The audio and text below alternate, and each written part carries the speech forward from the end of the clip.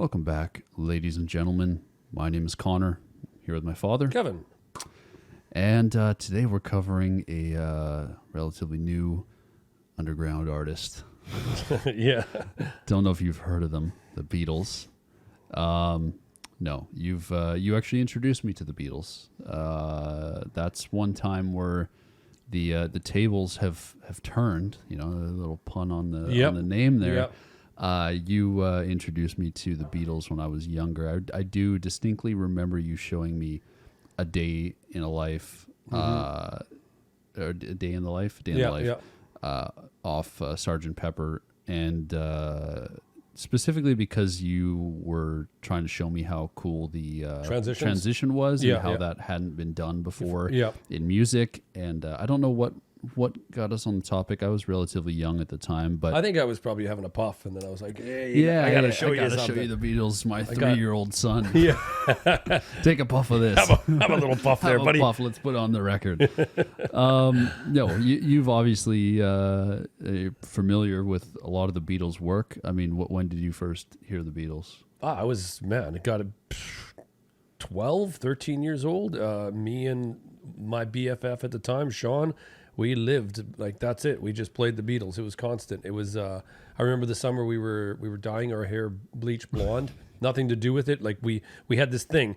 We loved California, right? Yeah. We loved skateboarding. We loved BMX, but we also loved the Beatles. So we were dyeing our hair on his porch, and we were using hydrogen peroxide, listening to the Beatles. And his mom said, "Can you please stop playing that on repeat?" It was just constant. It was constant. We were learning the harmonies and stuff like that. Everything.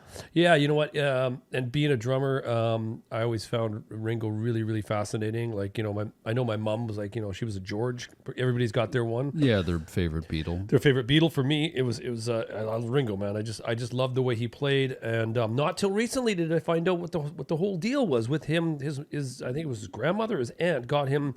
Left. He had to play a right kit as a left-handed drummer. Yeah, and that's what made some of the most amazing, simple parts. That's the break and even in the come together. All that stuff. If you ever get a chance, watch a video on his drum parts. Yeah. So this is a really interesting time because you know, I have never got to experience a Beatles release. I wasn't expecting to in my lifetime. This is never something that I was like, man, I hope that happens one day. I never like pondered on that thought. Yeah. But when I did hear about it briefly earlier this year, that they'd be releasing the final Beatles song, they tried to grab everybody with the headlines. It was horrible timing. It was around the exact same time that all those fake AI songs were being made. Yeah. People were making AI Drake in The Weeknd, AI Michael Jackson, AI this. And then the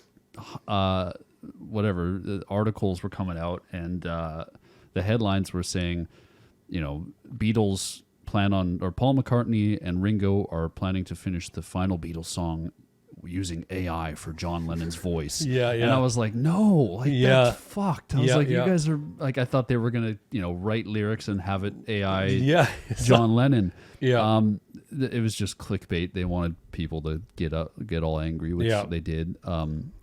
But no, you and I sat down. We watched the short documentary on. I actually YouTube. got teary-eyed in that, seeing the 1994 footage of George, and seeing them and all at about the same age as me right now. Yeah, they were about around. Yeah, they were younger, and they were around your age in the 90s. Yeah, so he had the full beard. He looked really healthy. They looked really good, and got teary-eyed because I'm realizing that this is, you know, this song here represents. For me, it represents a whole bunch of things, but one of the things is a culmination of all these artists that are at that age that very soon they won't be in our lives anymore. The Elton Johns, you know what I mean? Mick Jaggers, the Elton Johns. Like there's a time where that's coming. Twice, you really like your Elton John. I know you're a big Elton John fan, but and relax. You know, and the Elton Johns, and the Billy Joels, and the Elton Johns, and the. This is sponsored by Elton John. No, it does, and that's what got me teary-eyed. Is that's a big chunk of my childhood here, and then hearing the last track, and then like seeing it in the video, the story behind it, yeah, was yeah, no, it was weird watching that footage, and that I know that this is going to happen soon, very soon. That it won't be here anymore. Yeah, but it's weird that I got emotional because I wasn't around for the Beatles, and I'm not your age, so I'm not looking at that footage. Yeah, and well, seeing- you were looking at me crying like an infant. Yeah, yeah. No, I'm not. I wasn't looking at them and saying, "Oh man, they're about my age," and I didn't. I've grown up pretty far from the Beatles.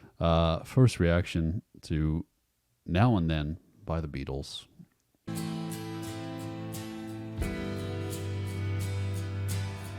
I know it's true.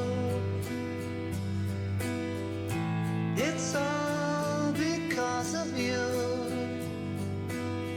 Of you.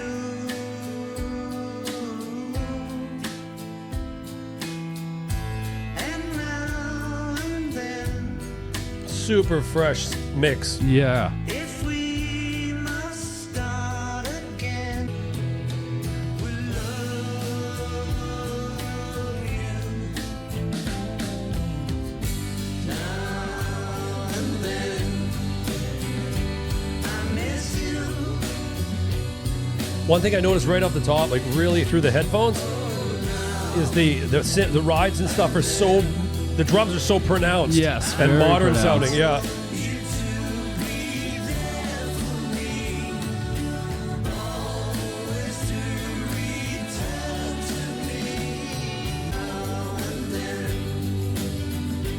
I miss you.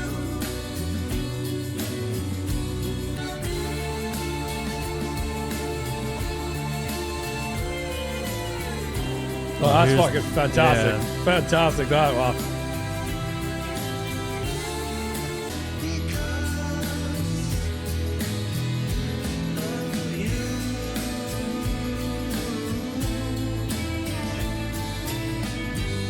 The callback on the slide? Yeah. Nice, man. The orchestration is beautiful. Yeah. Oh, did you say good one in there? Yeah. Good one. I'm sad that it's the last. Yeah, isn't it weird? Like I'm feeling that. I feel the sad emotions like of that's it. And then some of the, and then the lyrics in there. The lyrics are fairly sparse, but what there's some when they come out, I'm wondering like it's so weird like now and then and he's talking, you know what I mean? He's Yeah. talking about like It could be applied to the Beatles As like the lyrics fit it being a final song. Yeah, I'll say yeah, that. Like yeah, just yeah, even yeah. the title Now and Then just Yeah. Fit this final chapter to close off like the ending credits to the Beatles career. See, what's weird for me is like if we didn't know this was coming, I guess I would have never had these feelings, right, about this finality, because it's I don't know. I'm like I feel a pit in my stomach that it's over, like that, Like it's officially over. yeah, like now. here it is, that's it, and it's done. We're done now. Like I know there was no chance in the No. snowball in hell of anything coming out. Yeah, but- there was no Beatles record that was on the horizon that they Yeah, were yeah. secretly working on or anything. But it was Yeah. just like by having, I mean, you probably experienced it by having George, Paul, and Ringo continue their careers. It still felt like there was something Yeah, yeah. there. Yeah. Now it's just George or just Paul and Ringo, and they're in their 80s. yeah. And then this song comes out. It kind of feels like, all right, this like within the next decade, like that's it. Like, Yeah. when both of them pass, it's gonna be weird. I think it's gonna be and like you said, it doesn't just apply to the Beatles. I think it applies to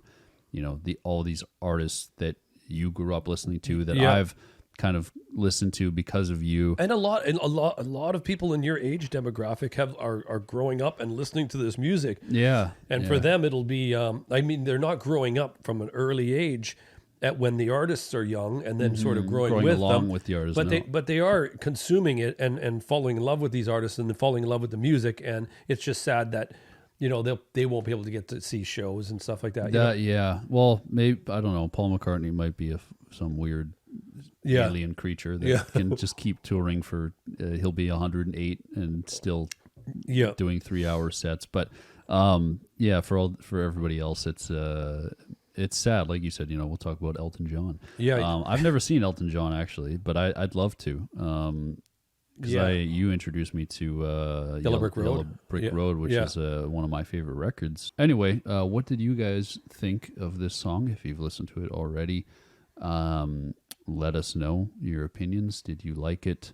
Was it what you were hoping for? Was it not what you were hoping for? Give us your opinions down below. And yeah, we will see you soon with some album reactions. We only do single reactions occasionally on the channel, usually for special occasions. I feel like this fits a special occasion, probably more than our other singles, to be honest. This one's probably the most the most special occasion we've come across so far. If this is your first time here, feel free to check out the Patreon. You get album reactions and singles and all that kind of stuff fully uncut. And yeah, take care, guys. See you soon. Bye-bye.